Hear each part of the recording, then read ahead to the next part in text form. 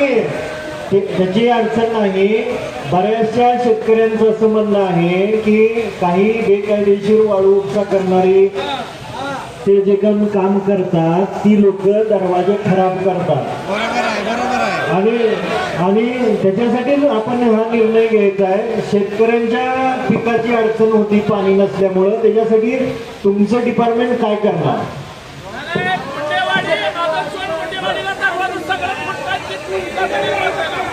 तर आपण यावर्षी हे भाव एक लक्षात ठेवा. ऐका अरे एक मिनिट काढते हे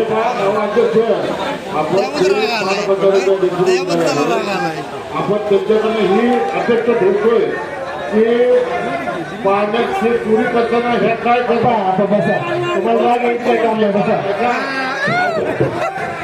एक मिनिट आपण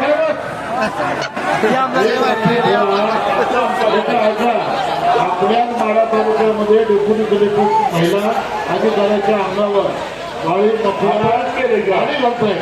तिथं डेप्युटी कलेक्टर आज सुरक्षित आहे.